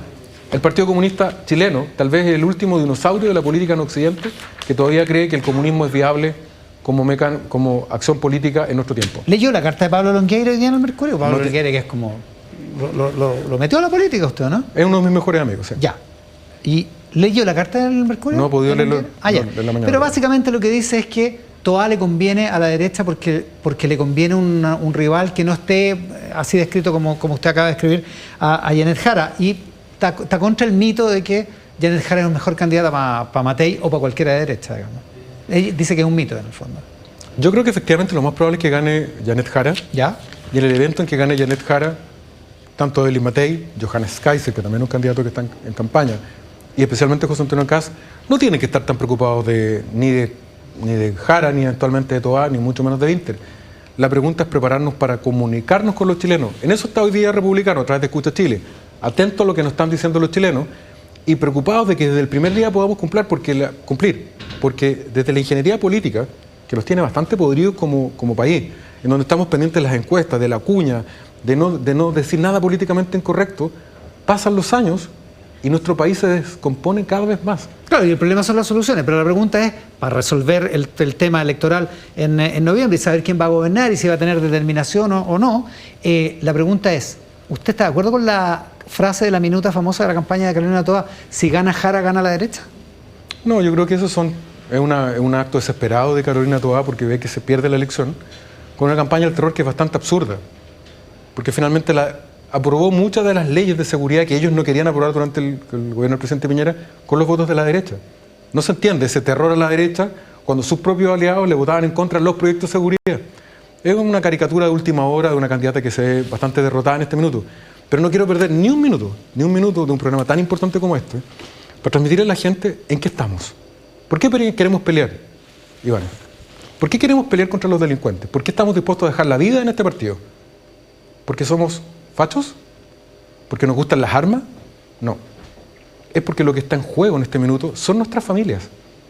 Cuando se apaga la cámara y hablamos con los camarógrafos o hablamos con la gente, todos, sin excepción, tú también, vivimos en un país que perdió el sentido de la tranquilidad. Estamos rodeados de alarmas, de rejas, de seguros contra secuestros. ¿En qué país nos convertimos? Yo me revelo, Iván, y yo estoy seguro que tú también, a que este país, que era el mejor país de América Latina, puede volver a ser el mejor país si hacemos dos cosas. Uno, recuperamos el cumplimiento de la ley en la calle, y segundo, volvemos a crecer, para que los chilenos no sigan viviendo de los bonos ni de los préstamos del Estado, sino de su esfuerzo permanente. Lo hicimos antes, ahora, lo podemos hacer de nuevo. Dicho eso, para lograr conducir ese proceso hay que ganar el concurso electoral de este año. Y en ese concurso, una de las preguntas es sobre la gobernabilidad. ¿Y cuál es la gobernabilidad que da el Partido Republicano? Que no cumple la norma pro mujeres, que no tiene todos los cuadros que necesita para gobernar, donde su candidato hay una columna de Pablo Escobar bien dura hoy día en La Tercera respecto de el machismo que mostró el jueves en Temuco en un foro contra una conductora, la periodista Paloma Ávila, que es mujer a la que no le hizo caso, a la que, en fin, o sea, hay problemas también para el Partido Republicano para ganar este concurso, ¿no? Partamos por lo último. En las últimas horas, la periodista Paloma Ávila ha señalado que fue un momento incómodo para todos, que se pudieron haber hecho las cosas mejor y que reconoce ella misma que hubo un problema en la administración de los tiempos. José Antonio Kast no es machista y la señora Escobar... ¿No? No es machista. No, pues, ¿con qué derecho a alguien le atribuyen la categoría machista? Cuando hemos visto en un gobierno donde se vio a las mujeres, en el Palacio de la Moneda. Ellos vienen a hablar de machismo cuando le prestan ropa a un señor que está imputado por violación y que viaja en un avión de Carabineros de Chile para ir a dar explicaciones a su familia. Por favor, a otro perro con ese hueso. Esas columnistas del feminismo de última hora que tengan la misma consistencia para condenar a violadores y que hoy día tratan de generar a partir de un minuto de una grabación en un debate que fue incómodo para todos, donde pueden haberse hecho mejor las cosas, decir que José Antonio es machista. Creo que eso no es verdad. Ya. Respecto de los otros temas. Puede ser. Respecto de los otros temas, de la gobernabilidad. Solo una cosa, respecto a cumplir con las normas, que fue lo que le criticó Johannes Kaiser ese mismo día. ¿Ya? Para hacer respetar las normas hay que cumplir las normas, dice Kaiser. ¿Sí? Y José Antonio Kast no respetó las normas ese día. Mire, las normas de ese debate. Lo que le ocurre a José Antonio Kast, y probablemente me habría ocurrido a mí también, nos corre por acá sangre en las venas. José Antonio Kast fue hace 8 años a la Araucanía y se estaban hablando las mismas cosas que hoy. Comisiones, planes. Lo que es bien dramático. Y la gente sigue viviendo con miedo. ¿Y sabe lo terrible? Y esa es la tragedia de este gobierno. Que ellos consideran un éxito que durante 4 años estén con estado de excepción. El estado de excepción que no querían tener, recuérdalo. Ellos hablan de Gualmapu, territorio liberado, hasta que lo sacaron a balazo. Han gobernado durante casi 4 años con estado de excepción. Eso no es normal. Cuando tú y yo tenemos un ser querido en una unidad de urgencia en un hospital, tú esperas que lo saquen rápido de la sala de urgencia. Bueno, a cientos de miles de personas de la Araucanía que hoy día viven con miedo, que nos están viendo a través de las cámaras, pregúntele cómo es vivir con miedo en el campo. Vivir permanentemente con miedo a los incendios. No es normal vivir en un estado de excepción permanente. Y lo que José Antonio dice en ese minuto, con un presidente con carácter, es decir, esto tiene que terminar. Yo no me presto para seguir diciendo solo frases comunes, lugares comunes, mientras el campo de la Araucanía, que es el granero de todo Chile, con un potencial económico gigantesco, y a pesar de eso sigue siendo la región más pobre de Chile, sigue sometida al terror y al estado de excepción que no termina nunca. Rodolfo Carter, esta mañana aquí en Mesa Central. Rodolfo, muchas gracias por la gentileza. Muchas gracias, un abrazo a todos en la casa.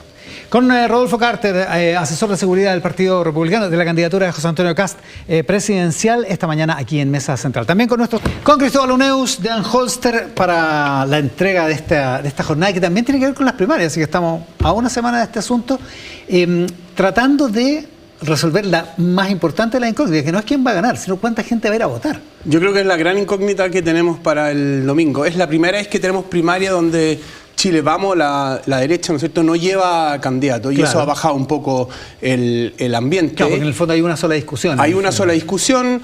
Yo creo que la gente tiene medio confundido si es voto voluntario, voto obligatorio. Estaban acostumbrados al voto obligatorio, y eso puede hacer que más gente vaya a votar. Vamos a estar atentos a lo que nos diga el CERVEL de cuánta gente está consultando en consulta.cervel dónde le toca votar, que siempre es muy buen, es un buen predictor, y CERVEL todavía no ha dicho, entonces yo creo que hay que estar atentos a eso. Bueno, y también es la última semana donde pasa eso. Claro, la última semana. Y lo segundo es que, al menos desde como lo vemos nosotros, no existe el ambiente electoral que había el 2021, donde estaba Gabriel Boric contra Jadwe, ¿no es cierto?, por un lado, y la centroderecha tenía una primaria. Entonces yo creo que esas cosas hacen dudar un poco cuánta gente va a ir a votar. Y la evidencia muestra que al final, dependiendo del perfil de los votantes, ¿no es cierto?, es el quien va a ganar la primaria el próximo domingo. Miremos algunos de los datos. Veamos la primera lámina que nos trae Cristóbal Uneus de Anholster sobre este asunto. Esta es participación en primarias presidenciales. Claro, hemos tenido primarias desde el 2013. Claro. El 2013, ¿no es cierto?, votaron 3 millones de personas, que fue una participación del 22,6%. Ahí ganó Michelle Bachelet en la izquierda, ¿no es cierto?, votaron 2.100.000, que es el momento más alto de la centroizquierda. El 2017 hubo solamente primaria del Frente Amplio, Beatriz Sánchez contra Mayol, ¿no es cierto?, 13.000. Por el lado de la izquierda. Por el lado de la izquierda. Y el 2021, a prueba de dignidad, nuevamente el Frente Amplio más el PC, ¿no es cierto?, 1,7 millones de votantes. También votaron 3 millones. porque la primaria de Chile Vamos sumó 1.340.000. Claro, es muy significativo respecto al crecimiento respecto al 2017. Hay un dato interesante que me decías tú en comerciales sobre la votación del 2021. Exactamente. Si uno mira después la presidencial en diciembre de Gabriel Boric, es 1.780.000, es decir, 30.000 votos más. Entonces, ¿Solo 30.000 votos? Solo 30.000 votos más. Entonces, él y Jadwe llevaron a la primaria casi todo el electorado de la centroizquierda que votó o la izquierda que votó por él. Entonces fue tan... Lo dejaron todo en la cancha. Lo dejaron todo en la cancha, sacaron a toda la gente de las casas, entonces fue muy, muy movilizadora. Yo al menos no siento que ese es el ambiente que hay ahora. Ojo que en diciembre es voto obligatorio. Entonces también hay menos incentivos de sacar a tanta gente a votar. Claro, en el 2021 entre las dos primarias votaron 3 millones de personas. O sea, claro, se movilizó mucha gente. Se movilizó mucha gente. Yo creo que el escenario hoy día es que va a votar menos que 1.700.000 y la pregunta es cuánto menos va a terminar votando. ¿Y se pueden sacar conclusiones de esa participación respecto de lo que va a pasar en noviembre? No, porque son dos elecciones totalmente distintas. Ahora tú le estás hablando al votante más duro, ¿no es cierto? Y en noviembre le tienes que hablar a las grandes mayorías. Siguiente lámina de este estudio de Anholster respecto de la participación. Esto es participación de la izquierda por región en las primeras presidenciales. Exactamente, comparamos las dos últimas donde hubo mayor participación en el extranjero, que fue la primera vez fue el 2017, el 2021 votó el 18,8%, y después las regiones donde más gente vota es Metropolitana y Valparaíso. Biobío está mucho más abajo. Mira. ¿No es cierto? Que son las 3 regiones más importantes. Entonces va a que estar muy atento el domingo qué va a pasar en la Metropolitana y en Valparaíso. Porque son los bolsones de voto más grandes. Claro. Y el Frente Amplio es muy fuerte en las dos regiones. En las dos regiones, pero sobre todo en Valparaíso, ¿no es cierto? Tiene un senador en Valparaíso, tiene 3 alcaldes muy Exactamente, tiene un gobernador que es más o menos afín, ¿no es cierto? Claro. Y Magallanes, Coquimbo, O'Higgins son regiones muy pequeñas en términos del electorado en general. Entonces puede ser participación importante, pero muy poquitos votos en términos absolutos. Exactamente. Siguiente lámina del estudio de Anholster respecto de la participación en las primarias, lo que nos permite tal vez trazar algunas conclusiones. Las comunas con más votos de izquierda por elección. Claro, entonces aquí distingue Maipú, Puente Alto, La Florida y Ñuñoa de Santiago, todas las regiones metropolitanas. Algunas de estas comunas, ¿no es cierto?, hay alcaldes afines a... ¿Alguno de ellos? Algunos de ellos, ¿no es cierto? Hay también afines a Chile Vamos, ¿no es cierto? Y por lo tanto deberíamos estar mirando con mucha atención qué pasa en Maipú y Puente Alto en la mañana el domingo, a ver si va a haber un voto importante. Claro, por eso hizo tanta noticia el alcalde de Puente Alto al dar su apoyo a Jara esta semana. Exactamente, porque es una comuna muy importante en términos de voto, y finalmente después vemos Valparaíso y Viña como otras comunas importantes, y después mucho más abajo Providencia, Las Condes y Peñalolén. Ojo que Las Condes hubo muchos votantes entre comillas de centro derecha, ¿no es cierto?, que terminó votando por Boric porque no quería que avanzara Jadwe. Vamos a estar atentos el domingo qué pasa con Las Condes. ¿Cuántos votan ahí? ¿Cuántos votan ahí como señal importante? Porque algunos quizás quisieran votar por Toa para que Jara no llegara a noviembre. Entonces eso también... Hay otros que capaz que quieran votar por Jara para... Exactamente, para que ella sea la que llegue a noviembre. Pero bueno, hay que mirar la participación en el antiguo distrito 23, digamos, por decirlo así. Exactamente. Las Condes y los Annexes. Exactamente. Siguiente lámina del estudio de Anholster. Está buena la comparación. A ver, ¿qué es esto? ¿Afiliados al oficialismo? Aquí entonces vemos los afiliados a los partidos políticos para tratar de dimensionar el tamaño de los partidos y su capacidad movilizadora, ¿no es cierto? Entonces Gonzalo Vinter, que está apoyado por el Frente Amplio, tiene 60.592 militantes.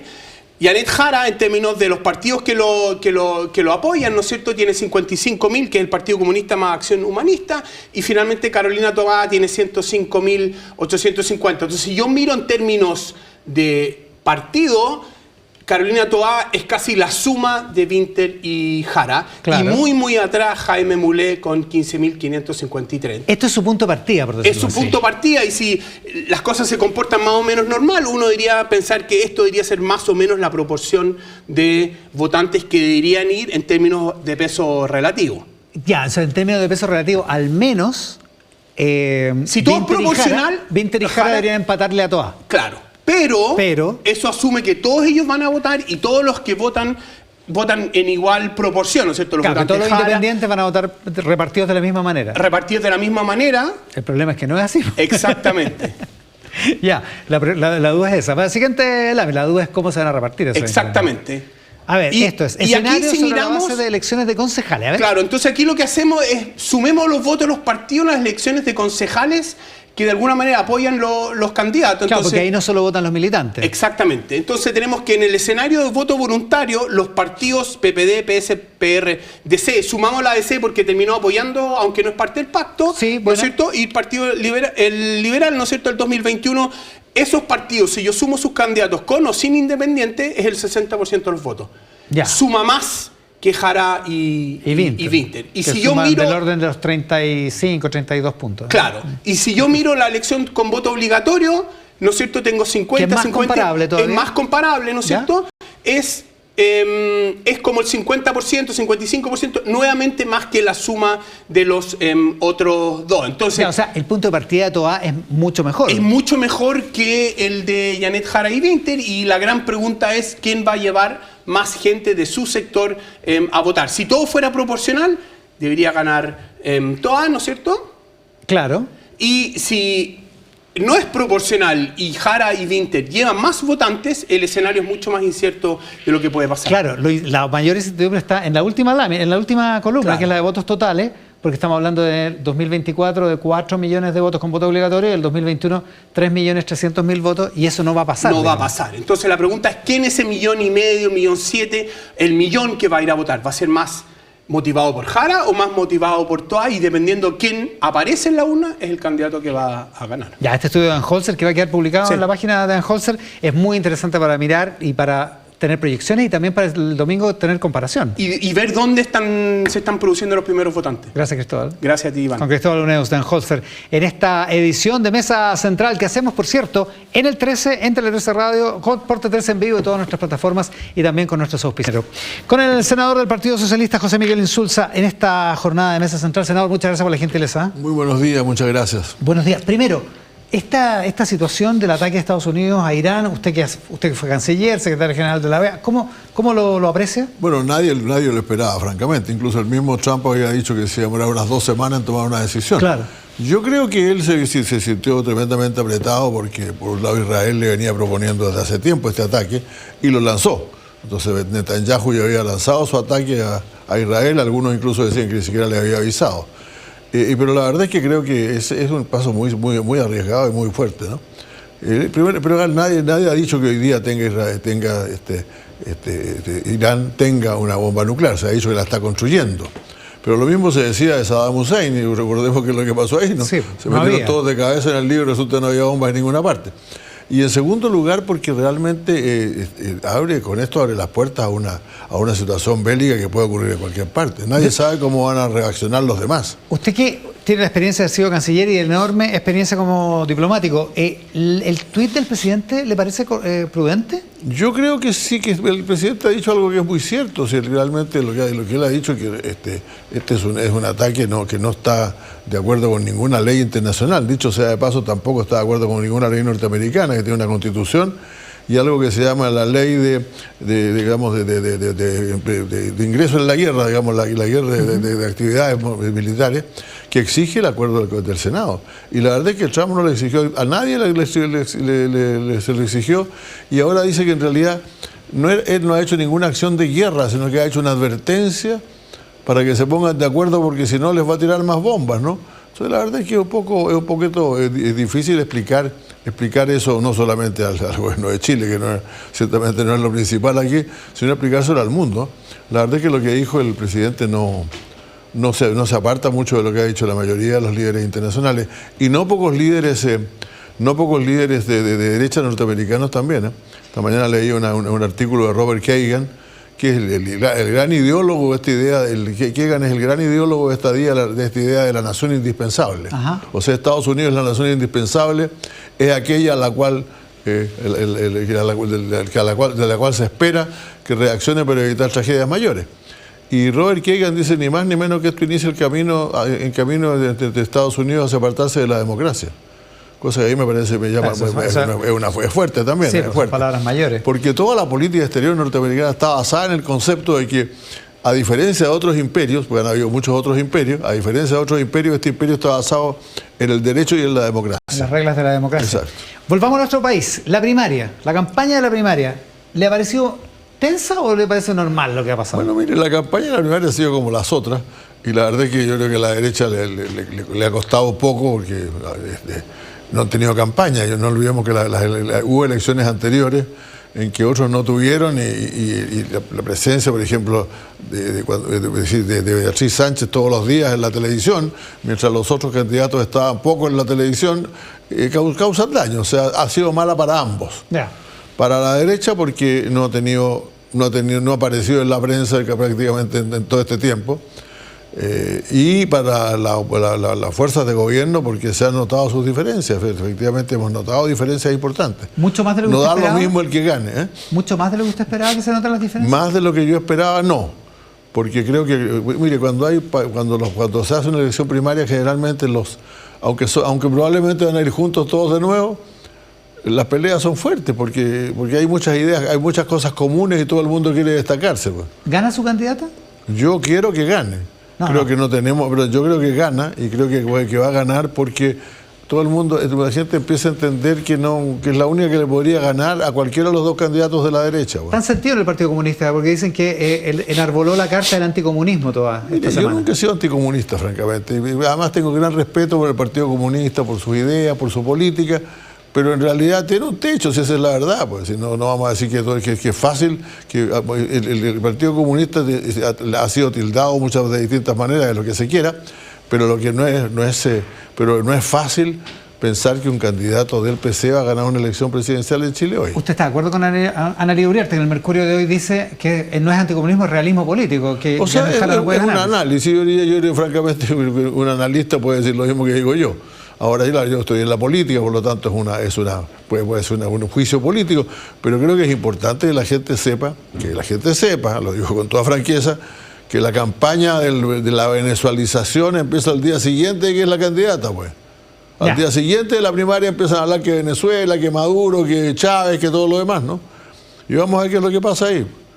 Ya, o sea, ¿usted cree que no puede ganar Jara? Yo creo que, bueno, yo francamente espero que gane Carolina Toá, que es mi candidata, pero no digo que no pueda ganar, por el contrario, ella puede ganar, efectivamente. ¿Y si ganan Jara o Winter en la primaria, usted vota por ello? Bueno, yo creo que, mire, yo no voy a votar nunca por un candidato de derecha, así que eso tiene que dejar muy claro. Tendría que ver qué es lo que...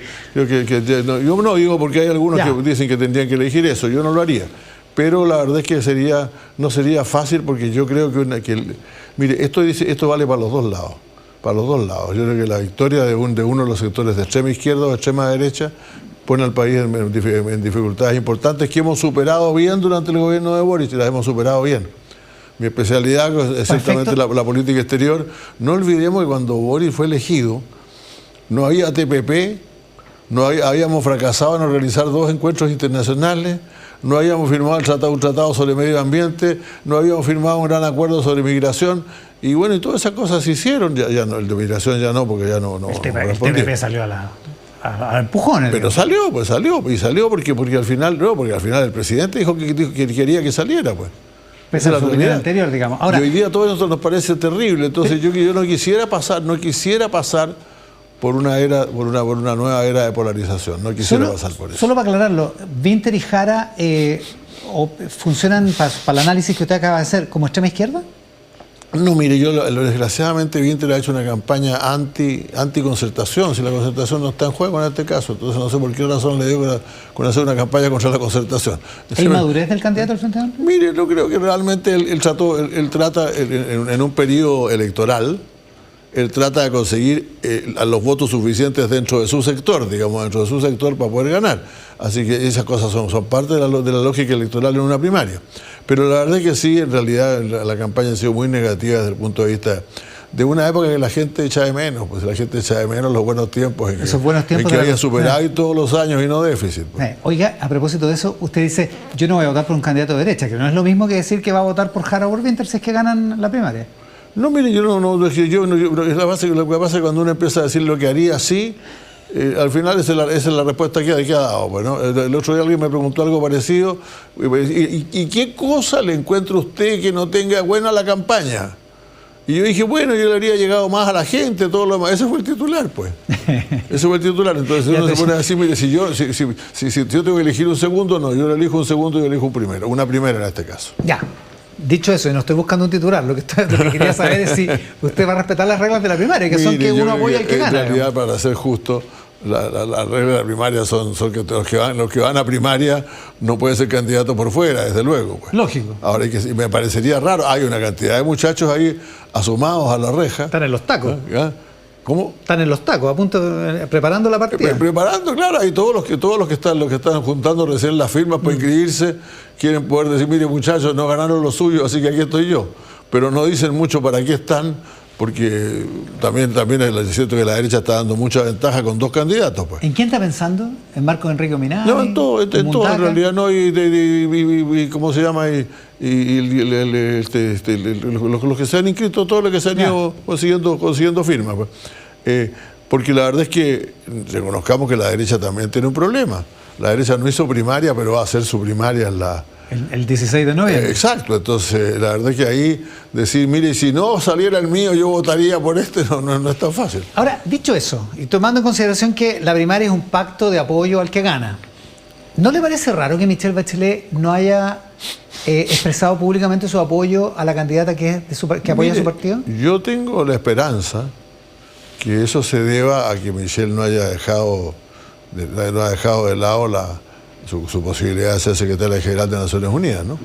Y ciertamente se parece muy abandonizada y muy metida en la campaña, eso perjudicaría esa opción, porque para poder inscribirla para la Secretaría General de Naciones Unidas, cosa que tendría que ocurrir en septiembre, ¿ya?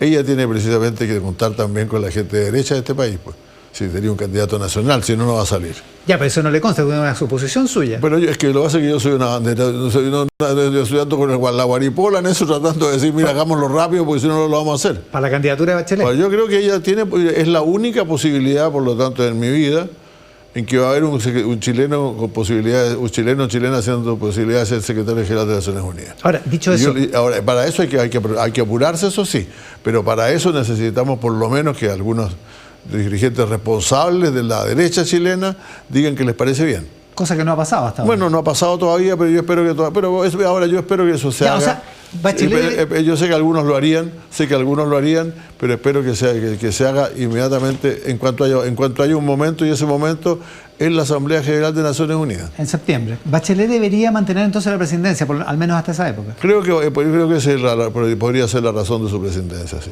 Ya. ¿Pero usted cree que apoya a Toás o que apoya a Jara? No, yo creo que apoya a Toás, ya ha salido con Toás siempre, desde luego. Pero sí, bueno... Lo que pasa es que hay algunos que dicen que como ella tiene Usted dice muy bien, a quien importa, quien importa, sí, yo creo que importa mucho, y yo creo que eso ella ojalá lo haga, pero creo que la razón para guardar silencio todo este tiempo es precisamente que está en otra campaña que también es importante. Esta idea de que si gana Jara, gana la derecha, que es la famosa minuta del comando de Carolina Toás, ¿usted está de acuerdo? Mira, mucha gente dice, yo creo que no, pero yo creo que realmente lo mismo dice la gente de derecha, dice, si gana Kast, va a ganar la oposición o la izquierda. Yo creo que eso muestra que hay candidatos que están en sectores que se han percibido como demasiado extremos para un gran mundo que es realmente la mayor masa de votantes en este país. Yo lo he dicho 1000 veces, cuando se hacen las encuestas y en la pregunta si usted está en una línea en que la extrema izquierda es el 1 y la extrema derecha el 10, ¿usted a dónde se pone? ¿En 5 o 6? El 70% de los chilenos se pone el 5 o el 6. Pues. Entonces todo el mundo quiere tener eso, quiere conseguir eso. Y eso es lo que va a estar en juego hoy día. El que tenga más electorado que vaya a votar, ya no de partido, por así decirlo, pero que vaya a votar por esa coalición, es el que va a ganar, o la que va a ganar. Y está en juego, si ganara la centroizquierda o la izquierda, yo creo que el bloque que está en la primera, si ganara la elección de noviembre y diciembre, ¿importa quién gane o las ideas son las mismas? No, es que yo creo que las ideas son distintas, como se ha dispuesto bastante de moda hoy día en los diarios. Yo creo que las ideas son distintas, las propuestas son distintas, pero también hay un tema de imagen que siempre es necesario cuidar. O sea, yo no creo que dé lo mismo ser del Frente Amplio, o sea, lo mismo del Partido Comunista, del Partido Socialista, del Partido Liberal, pero al mismo tiempo creo que para la opinión pública, para la gente, significa mucho más, algunos se asemejan mucho más al centro izquierda o a la izquierda democrática, y los otros son el PC, querámoslo o no, pues. A propósito de la campaña del Frente Amplio, lo que usted decía, que critica mucho a la concertación, apareció Jorge Correa, que está en una entrevista en línea que tiene el Mercurio, diciendo que no se ofendió, porque lo ponen ahí dentro de los mezclado con Pinochet, no sé qué. Y Jorge Correa publicó ayer una columna en el Mercurio, donde habla sobre el fin de Punta Peuco y habla sobre la idea del perdón y de la clemencia, particularmente con adultos mayores que están presos por violación de derechos humanos, pero que ya o están con enfermedades neurodegenerativas muy importantes o ya prácticamente no tienen ni siquiera conciencia de estar en la cárcel. ¿Usted qué piensa de ese planteamiento que ha estado muchas veces en la discusión, digamos? Lo que, mire, en Franco, yo respeto ese punto de vista, no voy a decir que lo niegue totalmente, más que mal. En algún momento determinado, mi querido, mi gran y querido amigo José Saraquet, a quien todos recordamos, firmó a favor del cierre del penal de Spandau de Alemania, donde solamente quedaba un preso, una persona que estaba enferma, estaba demente, que tenía demencia. Y cuando le preguntaron, pero ¿por qué dices eso cuando piensa lo que él habría hecho con nosotros? Y él le dice que nosotros somos distintos. Hay derecho a ser distintos. Yo no tengo nada contra quien tiene una opinión diversa. Ahora, lo que pasa es que aquí tenemos normas que hemos aprobado. Nosotros tuvimos una situación de violación brutal de los derechos humanos y legislamos para eso diciendo que eran imprescriptibles y además eran inconmutables, no podían ser cambiadas como pena. Por lo tanto, creo que realmente no estaría de acuerdo en eso. En lo que sí estaría de acuerdo en que sí las personas que realmente tienen una enfermedad terminal puedan ir a su casa a fallecer ahí, ¿no? Ahora, pero lo que dice Jorge Correa es eso no puede pasar a menos que haya una decisión presidencial. Es la única mecanismo, a menos que se legisle, digamos. ¿Estaría dispuesto a esa discusión? Eso es así. Pero yo creo que este presidente no lo va a hacer, ni mucho menos en tiempos electorales como estamos ahora. Claro que no. Pero sí es una discusión que le parece posible. No, pero es una discusión que yo estoy dispuesto a enfrentar. Como digo, el problema está que está demasiado cerca de lo que ocurrió y todavía hay muchas personas que tienen sus víctimas, que tienen familiares todavía desaparecidos, etcétera. Entonces es muy difícil pedirles ese sacrificio. Pero yo no me opongo a discutirlo, si puede ser razonable discutirlo. Senador Insulza, muchísimas gracias por la gentileza de estar acá. Gracias a usted. Va a la reelección, ¿no? Va a la reelección, ¿no? Yo creo que sí, pues. Vamos a ver si me reeligen. Que hasta agosto va a inscribir. Muchas gracias, senador, por Muchas estar con gracias, nosotros. aquí estamos. Nos vamos de esta edición de Mesa Central. Ya viene la franja electoral, así que los dejamos totalmente invitados a eso y después a Tele 13 tarde. Esto fue Mesa Central. Muchas gracias por estar ahí.